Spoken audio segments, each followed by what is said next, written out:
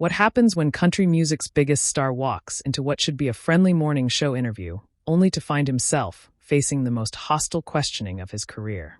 Blake Shelton thought he was sitting down for a casual chat about his latest album and upcoming tour dates. Instead, he found himself in the middle of a media firestorm that would change everything. Before we dive into this incredible story, make sure to hit that subscribe button and drop a comment below telling me what you think really went down that morning. The NBC studios were buzzing with their usual morning energy as Blake Shelton made his way to the Today Show set.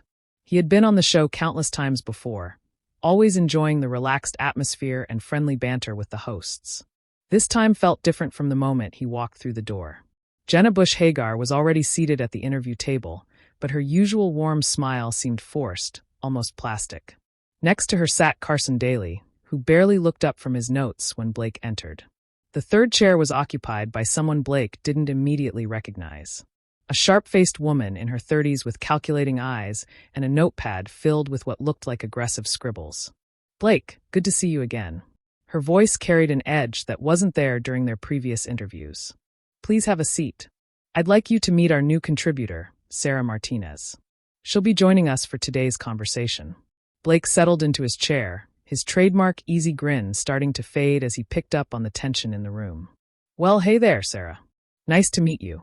I have to say the energy feels a little different in here today. Everything okay?" Sarah leaned forward, her pen already poised over her notepad. "Mr. Shelton, we appreciate you taking the time to join us. I understand you have a new album coming out, but before we get to that, I think our viewers deserve some answers about your recent behavior." The smile completely disappeared from Blake's face.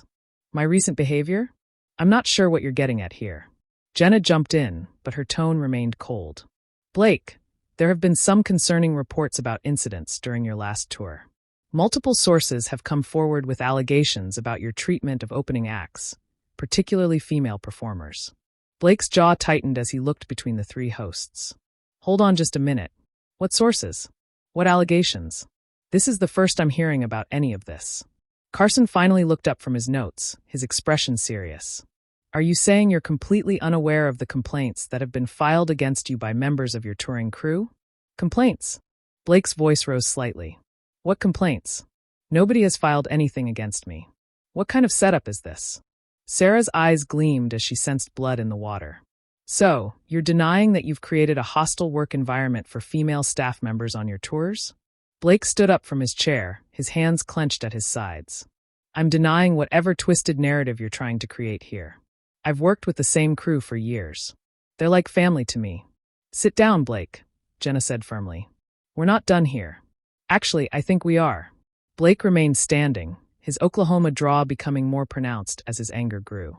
"I came here to talk about music, not to be ambushed by some tabloid journalist wannabe."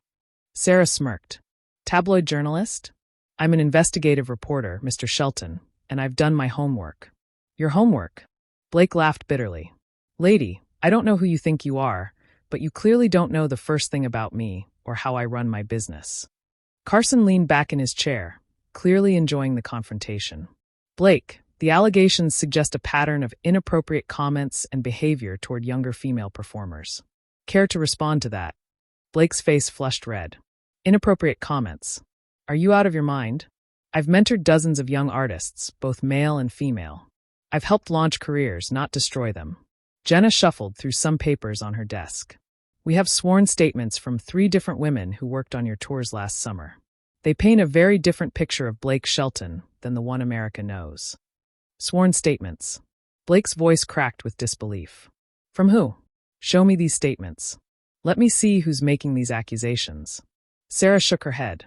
"We're protecting their identities for obvious reasons, but their stories are remarkably consistent." "Consistent lies are still lies," Blake shot back. "This is character assassination, plain and simple, and on live television, no less."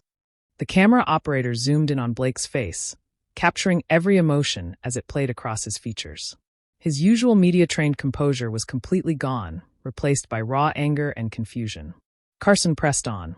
"One of the women claims you told her that her outfit was too conservative for country music, and that she needed to show more skin if she wanted to make it in the industry."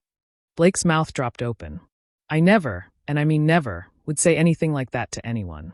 That goes against everything I believe in. Another source says you made comments about her figure during a sound check in front of the entire crew, Sarah added, scribbling notes as she spoke. This is insane, Blake muttered, running his hand through his hair. Absolutely insane. Where is this coming from? Jenna leaned forward, her journalist instincts taking over. Blake, we know this must be difficult to hear, but these women have nothing to gain by coming forward. In fact, they're risking their careers in the industry, and I'm not. Blake exploded. You're sitting here destroying my reputation based on anonymous accusations that I can't even defend against because you won't tell me who's making them. The tension in the studio was palpable. Production assistants stood frozen at their stations, unsure whether to intervene or let the interview continue. The three hosts exchanged glances, clearly realizing they had pushed Blake further than they had anticipated. Sarah wasn't backing down. Mr. Shelton, your reaction right now, the anger, the defensiveness, it's exactly what these women described. They said you have a temper when you don't get your way. Blake stared at her in disbelief. So now my reaction to being falsely accused is somehow proof that I'm guilty. That's your logic. Carson nodded slowly. It's a fair point, Blake. Innocent people don't usually get this angry when asked simple questions. Simple questions. Blake's voice was now shaking with rage.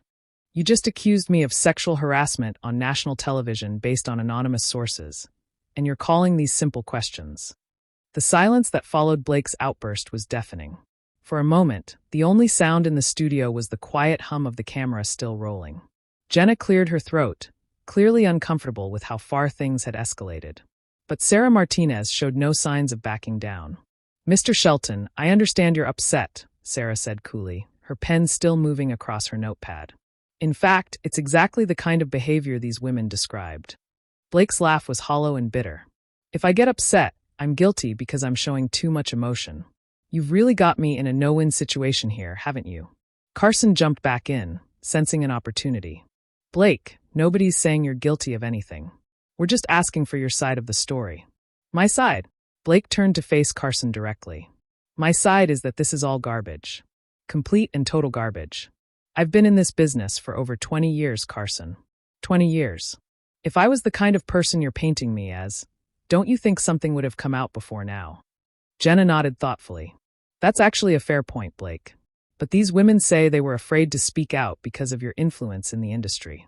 My influence? Blake's voice cracked with incredulity. What influence? I'm a country singer from Oklahoma who got lucky. I don't run record labels. I don't control radio stations. I don't make or break careers. Sarah looked up from her notes with a skeptical expression. Come on, Mr. Shelton. You've been a coach on The Voice for years. You have significant pull in the music industry. These women were just starting out. They were vulnerable. Blake sat back down heavily in his chair, the fight seeming to drain out of him momentarily. Young artists are vulnerable in this business. That's exactly why I go out of my way to protect them, not exploit them. Then explain this, Sarah said, pulling out a tablet and reading from it. According to one of our sources, during a meet and greet last summer, you told a young female fan that she had the look of a country star, but needed to lose about 15 pounds if she wanted to make it. Blake's face went white. I never ever said anything like that to anyone. That's not who I am. That's not how I was raised. Carson leaned forward. Blake, we have multiple witnesses to this conversation. Multiple witnesses to something that never happened, Blake said firmly. Look, I sign hundreds of autographs at every show. I take thousands of pictures. I talk to fans for hours. But I would never ever tell someone they needed to lose weight. That's cruel, and it's not true to who I am as a person. Jenna's expression softened slightly. Blake, I have to ask, and I hope you understand why. Are you kidding me? Right now? Now you're implying I'm an alcoholic. What's next? Are you going to ask me about drug use, gambling problems? We're trying to understand if there's been a change in your behavior, Carson explained. Something that might explain these incidents. There are no incidents, Blake shouted, standing up again. Sarah remained perfectly calm, which only seemed to infuriate Blake more. Mr. Shelton, getting angry isn't helping your case. Our viewers can see how you're reacting right now. You want to know how I'm reacting? Blake pointed at the camera. I'm reacting like someone whose life's work is being destroyed by lies. I'm reacting like someone who's been set up and ambushed on live television. Jenna tried to regain control. Blake, nobody set you up. We're journalists. It's our job to ask hard questions. Hard questions. Blake laughed bitterly. These aren't questions, Jenna. These are accusations disguised as questions. There's a difference. Carson consulted his notes again. Blake, one of the women claims you offered to help her career in exchange for personal favors. How do you respond to that? Blake froze completely. For several seconds, he just stared at Carson in absolute shock. Personal favors that I would. His voice trailed off. He couldn't even finish the sentence. We're not suggesting anything, Sarah said smoothly. We're reporting what these women have told us. Blake's voice dropped to barely above a whisper. Jenna looked genuinely conflicted for the first time during the interview. Blake, if these allegations are false, why wouldn't these women use their real names? What would they gain from lying? I don't know, Blake admitted, his voice breaking slightly. Maybe they were put up to it. Maybe someone paid them. Maybe they're confusing me with someone else. I honestly don't know, but I know they're lying. Carson pressed on relentlessly. Another source claims you made inappropriate advances toward her after a show in Nashville. Blake's face turned ashen. Physical contact? What kind of physical contact? Because if you're implying what I think you're implying, you better have some pretty solid proof. Sarah consulted her tablet again. She says, you grabbed her arm and pulled her close, then whispered something inappropriate in her ear. This is unbelievable, Blake muttered, shaking his head. Absolutely unbelievable. I've never grabbed any woman inappropriately in my life. Never. Jenna leaned back in her chair, studying Blake's face carefully. But 3 different women can't all be wrong, can they? Have you considered that possibility? Carson raised an eyebrow. Coached by whom and why? Blake threw his hands up in frustration. I don't know. That's what you should be investigating instead of ambushing me on live television. Sarah's voice remained steady and professional. Mr. Shelton, these women came to us independently. They didn't know about each other's stories until we brought them together. And how convenient is that? Blake shot back. At the same time, the camera captured every nuance of Blake's expression as he struggled to maintain his composure. His usual charm and easygoing demeanor had been completely replaced by raw desperation and anger. Question Blake, one final question. If you had to guess, why do you think these women would target you specifically? What makes Blake Shelton worth lying about? Blake stared at Carson for a long moment before answering. You know what? That's the first intelligent question you've asked all morning. And the answer is, I have absolutely no idea. But I intend to find out. The threat in Blake's voice was unmistakable, and it seemed to shift something in the room's dynamic. Sarah Martinez's confident facade flickered for just a moment before she regained her composure. But Blake had caught it. Mr. Shelton, are you threatening these women? Sarah asked, her pen hovering over her notepad. Blake's eyes narrowed. I'm not threatening anyone. I'm saying I'm going to find out the truth. There's a difference, though. I'm not surprised you can't tell the difference between facts and fiction. Jenna shifted uncomfortably in her seat. Blake, maybe we should take a break and let everyone cool down. No, Blake said firmly, settling back into his chair with renewed determination. No breaks. You wanted to do this on live television. So let's finish it on live television. I've got some questions of my own now. Carson looked surprised. Questions for us? That's right, Blake said, his voice steadying for the first time since the interview began. Sarah, you said you're an investigative reporter. What publication do you work for? Sarah hesitated for just a fraction of a second. I'm freelance. I work for several outlets. Name them, Blake pressed. Blake smiled for the first time during the interview, but it wasn't pleasant. It's relevant because I'm starting to wonder who's paying for this hit job. So I'll ask again. What outlets do you work for? Jenna tried to intervene. Blake, sir's credentials aren't what we're here to discuss. Actually, they are, Blake said, turning to face Jenna directly. Because a real journalist would have contacted me or my representatives before ambushing me on live television. A real journalist would have given me a chance to respond to these allegations privately first. A real journalist would have verified these claims before broadcasting them to millions of people. Carson cleared his throat. Blake, we did try to reach your team. When? Blake demanded. When did you try to reach my team? Because my manager, my publicist, and my lawyer are all sitting in green rooms right now, and none of them heard from any of you before this morning. The silence that followed was telling. Sarah looked down at her notes, avoiding eye contact for the first time during the interview. Blake pressed his advantage. And another thing that's been bothering me. These 3 women who supposedly don't know each other, They all contacted Sarah specifically. Out of all the journalists in the world, they all just happened to find the same freelance reporter. Sometimes these things snowball, Jenna offered weakly. Or sometimes they're orchestrated, Blake countered. Sarah, who contacted you first, was it one of these alleged victims? Or was it someone else who suggested you investigate me? Sarah's jaw tightened. I protect my sources, Mr. Shelton. Even the sources who aren't victims? Blake asked pointedly. Even the sources who might have paid you to go after me? Carson leaned forward aggressively. Blake, that's a serious accusation. Are you saying Sarah was paid to make up these stories? I'm saying this whole thing stinks, Blake replied. I'm saying the timing is suspicious, the coordination is suspicious, and the fact that you're all so defensive about simple questions tells me I'm onto something.